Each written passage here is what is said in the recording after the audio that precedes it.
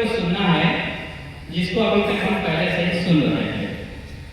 लेकिन सुन तो आप पहले चुके हैं, लेकिन आधिकारिक रूप से अभी कभी सम्मेलनीय काव्य पाठ का नहीं हुआ है।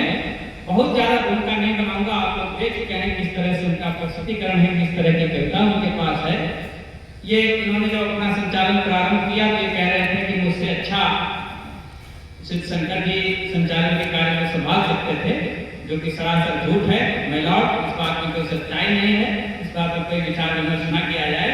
हम जितने लोगों की टीम बैठी है सबसे कुशल संचालन सम्मेलन के कोई कर सकता है तो हमारे भाई कुमार विवेक जी कर सकते हैं, इसमें कोई दो राय नहीं। आप लोगों की जोरदार तालियां उन तक पहुंचे।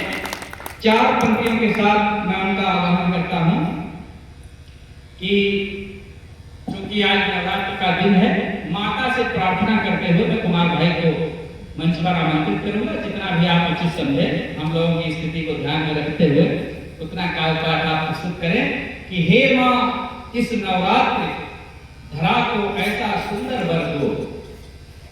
हे माँ ताकि आप उसी ओर चले जाए। हे माँ इस नवरात्र धरा को ऐसा सुंदर वर दो, मानव के अंतस को केवल मानव जैसा कर दो। हे माँ इस नवरात्र धरा पर ऐसा सुंदर वर दो, मानव के अंतस को केवल मानव जैसा कर दो, जिसे सोचकर परम पिता ने मानव को साकारा, पर मानव आध्यात्म पटल पर निकल रहा ना पाता। इन्हीं 4 पंक्तियों के साथ आदरणीय हमारे भाई कुमार विवेक जी का स्वागत है। आप लोग जोरदार ताली करके किसी भूमिका की आवश्यकता नहीं, वो बनी बनाई है।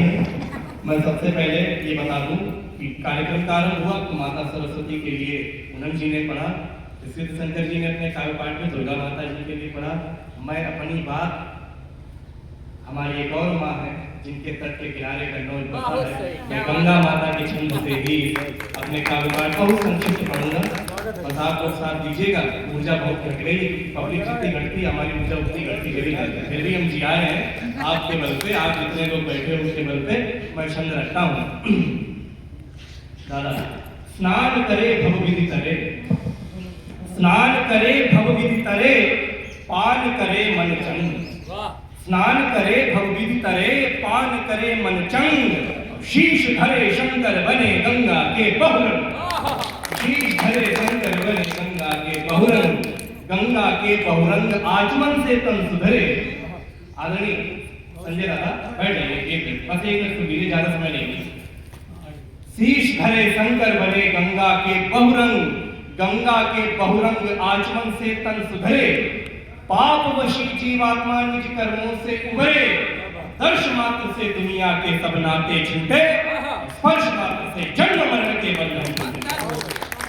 दर्श मात्र से दुनिया के प्रेम की बात की।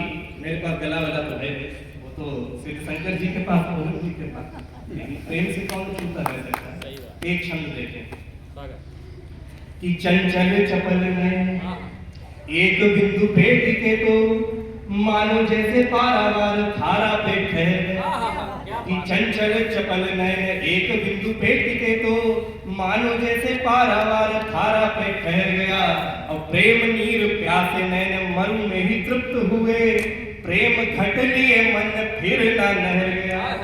अवंतर ग्रंथियों में जाने कौन सा उबाल आया, प्रेम का दुशाला बिना वायु के रह गया। और एक दूसरे में लीन हुए तो पता न लगा, जाने कब दिवस का 8वां पहर गया। एक दूसरे में लीन हुए तो पता न लगा। मैं जहां जाता हूं तो मैं कुछ एक अभियान लेके भी जाता हूं कि आजकल हमारे देवी देवताओं पर तरह तरह के लांछन लोग उल्टे सीधे लगाने लगे थे। मैं 1-2 छंद उसके भी कहना चाहूंगा। एक धारणा लोगों ने बना ली, हमारे आराध्य भगवान शिव है कि वो भांग खाते हैं। यह कहीं वर्णन नहीं है कि वो शिव महापुराण में कि उन्होंने कभी भांग खाई। केवल सृष्टि को बचाने के लिए उन्होंने एक बार हलाहल विष का पान किया, इसके अतिरिक्त उन्होंने कभी कोई व्यसन नहीं किया। मैं एक छंद आपके बीच रखना चाहता हूँ कि अगर अनुमति हो कि ध्यान धरे धरणी के धैर्य को भी धारते हैं। ध्यान धरे धरणी के धैर्य को भी धारते हैं। शिव ही खगोल गतिमान करते सदा, अब देव दानवों को भेद भाव भी न देते वर, जीव ब्रह्म एक अभियान करते सदा, और रहते गृहस्थ में परंतु लिप्त होते नहीं, कर्म योग का सही विधान करते सदा, और भांगवादी पीते नहीं, भोग व्याधि जीते नहीं, सृष्टि को बचाने विषपान करते सदा। बहुत अच्छा चल रहा है। एक छंद और सुन लीजिए कि कृष्ण को समझना है। एक इल्जाम भगवान कृष्ण में भी लगता है कि वो गोपियों के वस्त्र उठा ले गए। उनकी उम्र बताई जाती है कि तब मात्र 7 वर्ष की थी।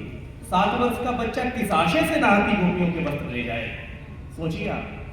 वो ये चाहते थे कि यमुना जी में नग्न स्नान करने की जो परंपरा ये गोपियां डाल रही हैं, ये ना डालें, एक यमुना माता की भी मर्यादा को बढ़ा के।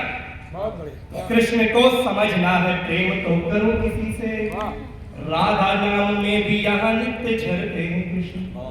कि कृष्ण को समझना है, प्रेम तो करो किसी से, राधा नाम में भी यहाँ नित्य झरते हैं कृष्ण। और पार्थ को विराट रूप में यही दिखाते यहाँ, कृष्ण ही तो मारते हैं प्राण भरते हैं कृष्ण। मटकी अगर फोड़ते हैं तो सुदामा जी को, मटकी अगर फोड़ते हैं तो सुदामा जी को, रंक से कनकपति भूप करते हैं कृष्ण। और गोपियों के वस्त्र को छिपाते हैं अगर कृष्ण, द्रौपदी की तीर हर चीर भरते हैं। चलो एक कोई आए, हम आपके बहुत बहुत आभारी।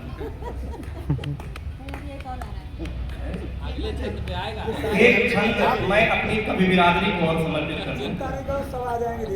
एक मैं छंद कवि बिरादरी को और समर्पित किए देता हूँ। हम कवि बिरादरी के लोग बड़े ही तल्ख स्वर वाले होते हैं, बड़ी खरी खरी कहते हैं, लोगों को खराब कर जाते हैं। कुछ कहा कि कवियों को बंद भी करवा देते। मैं मात्र बाह्य आवरण उतने अंदर से कोमल होते हैं, मात्र बाह्य आवरण थोड़ा सा बना कठोर, बाकी गगरी तो भावनाओं से भरी गई। कि मात्र बाह्य आवरण थोड़ा सा बना कठोर, बाकी गगरी तो भावनाओं से भरी गई। और भी पंक्ति सुनना कि मोड़ गली कहीं पे भी बोलना पड़ा अगर, बात न्याय की कही भले ही वो खरी गई। रंग रूप जाति धर्म आदि पे झुके हैं लोग, मुझसे न ऐसी तुच्छ धारणा खरी गई। अब प्रेम में सहर्ष थोड़ी हाँ हजूरी की, परंतु स्वार्थ के लिए न चाटुकार का करी गई। प्रेम में सहर्ष सारे माला यहाँ से प्रेम में सहर्ष फिर रस परिवर्तित करते हैं। तो धारा मंडल बजाते फिर लौटते हैं, पता नहीं चलता। थोड़ा एक रस परिवर्तित कर देते हैं। हमारे बीच के कवि आदित्य मिश्र जी बड़े मस्खरे टाइप के कवि हैं, आज है नहीं हमारे बीच, क्योंकि इसमें भी योगदान नहीं का है संजय जी का। भाई बंदिश थी सही लाना है। तो उन्होंने कहा यार तुम कुछ हाथ से पे भी लिखो, तो मैंने प्रयास किया। सब लोगों के सुखों की परिभाषाएं अलग अलग होती हैं, किसी को किसी में सुख मिलता है, किसी को किसी में सुख मिलता है, सबकी परिभाषाएं इतनी अलग होती हैं। मैंने एक परिवार में बैठ करके इंटरव्यू लिया, तो लोगों ने क्या उत्तर दिया, एक हास्य का छंद सुन लीजिए। परिवार के सभी सदस्य बैठे, मैं इंटरव्यू ले रहा हूँ, कवि इंटरव्यू ले रहा है, तो सभी लोग अपने अपने सुख की परिभाषा किस तरह से बता रहे हैं। आदरणीय संजय दादा कि दादाजी से पूछा गया अपना बताओ सुख, दादा ने बताया सुख मिलता रजाई में। कि दादाजी से पूछा गया अपना बताओ सुख, दादा ने बताया सुख मिलता रजाई में। और दादी ने बताया सुख बहू की बुराई में है, बहू ने बताया सुख निज प्रभुताई में।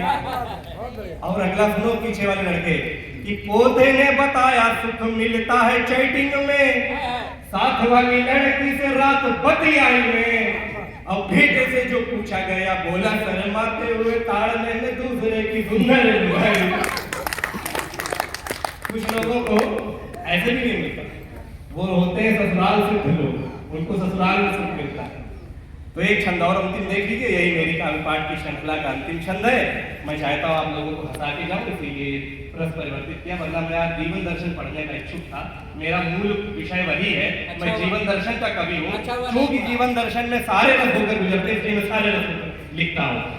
तो एक और चीज देखिए, ये बड़ा अच्छा रहा कि आपने जीवन दर्शन नहीं पढ़ा, पढ़ देते तो जितने बैठे हैं वो भी चले जाते, फिर आगे हो जाते। तो मैं अंत में एक छंद और पढ़ता हूँ, मेरी काव्य पाठ की श्रृंखला का अंतिम छंद है, और अच्छे से सुन के मुझे अच्छे से विदा कर दीजिए। आपके यहाँ आया हूँ, देखें कि कविता की कल्पना में कवि का कथन है कि, कविता की कल्पना में कवि का कथन है कि ससुराल लगे जैसे चाशनी का घान है, कि कविता की कल्पना में कवि का कथन है कि ससुराल लगे जैसे चाशनी का घान है, और सास है जलेबी जैसी छेने से ससुर जी हैं, पत्नी तो मानो रसमलाई के समान है, और साला मत वाला लगे बेसन के लड्डू जैसा, साला मत वाला लगे बेसन के लड्डू जैसा, बोली में सभी के मीठे गुड़ की भड़ान है, और बाकी लोग लगते हैं डिब्बे सोन पापड़ी के, हिंदुस्तानी पूरे रसगुल्ले की दुकान है। बहुत बहुत धन्यवाद। अब ये कवि सम्मेलन की श्रृंखला पूर्णता की ओर है, और हमारे बीच इस कार्यक्रम की बहुत अच्छी तरह से अध्यक्षता कर रहे थे, क्योंकि जो अध्यक्षता के दौरान मौन धारण करना पड़ता है, ये शायद मौन व्रत के अलावा दोबारा कभी धारण नहीं करना पड़ता है, तो अत्यंत मौनी बाबा की तरह पूर्ण तन्मयता से सभी को सुन रहे थे। ऐसे हमारे आदरणीय दादा गुरु प्रकाश त्रिपाठी सरस जी इस कार्यक्रम की अध्यक्षता कर रहे हैं, मैं उन्हें बुलाऊं। इससे पहले समाज सेवा के लिए अरुण तिवारी जी को सम्मानित किया जा रहा है। अरुण तिवारी जी आए, सम्मान पत्र